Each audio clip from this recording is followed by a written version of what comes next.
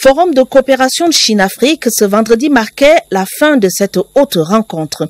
Au-delà d'une offre de 30 000 milliards de francs CFA pour soutenir le développement de l'Afrique, on retient aussi la volonté de la Chine de nouer des partenariats avec les secteurs publics et privés du continent. Une volonté réitérée ce jour lors de la conférence des entrepreneurs chinois et camerounais. Le ministre de l'économie, Alamine Ousmane Mey, y représentait le chef de l'État. De bonnes perspectives de coopération aussi pour le ministre de l'Agriculture et du Développement rural, celui des Transports ainsi que le directeur général de la Camouata. Joseph Clément Omba, envoyé spécial à Beijing. Regroupant des chefs d'entreprises de Chine et d'Afrique, la 8e conférence des entrepreneurs chinois et africains fait courir du gratin économique au Chinese Convention Center de Beijing. Représentant le président de la République Paul Biya à ce forum, le ministre de l'économie, de la planification et de l'aménagement du territoire, Alamine Ousmane Mey, conduit la délégation camerounaise avec de belles perspectives pour notre économie. Que ce soit l'industrialisation, l'agriculture, la santé, l'énergie, pour ne citer que ces aspects-là, il est important que notre secteur privé puisse se préparer à saisir les opportunités qu'offre la Chine. Plus de 50 milliards de dollars d'investissements annoncés par la Chine pour l'Afrique lors des 3 prochaines années, soit 30 000 milliards de francs CFA. De nouvelles pistes pour le secteur des transports. Jean-Ernest Massénangale-Bidéré, ministre des Transports. Au niveau du transport aérien, nous entendons augmenter, accroître la flotte de notre compagnie nationale en lui dotant d'une flotte beaucoup plus importante en aéronef. Mais un des projets importants, infrastructurels, qui est également à la dimension des ambitions de notre pays, c'est la construction d'un aéroport de taille mondiale dans la métropole de Douala.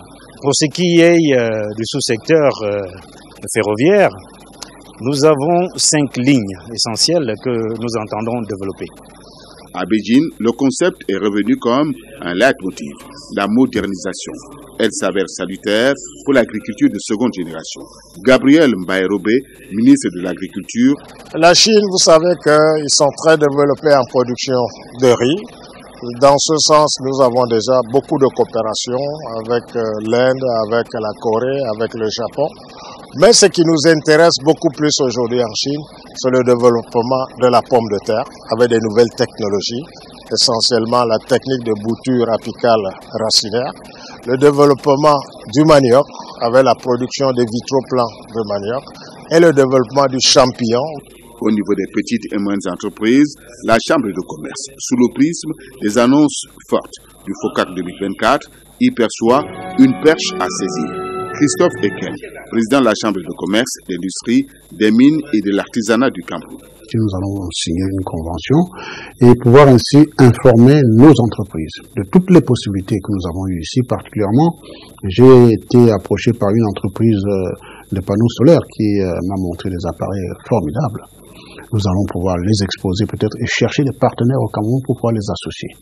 Et notre leitmotiv, c'est de les amener à fabriquer au Cameroun. Bien présente à Beijing, la Cameroun Water Utilities s'autorise déjà bien des gorgées d'eau. Blaise Moussa, directeur général de la Cambourg. Avec l'avènement du pipeage, nous sommes maintenant au courant que le Cameroun produit environ 1 250 000 m3 d'eau par jour.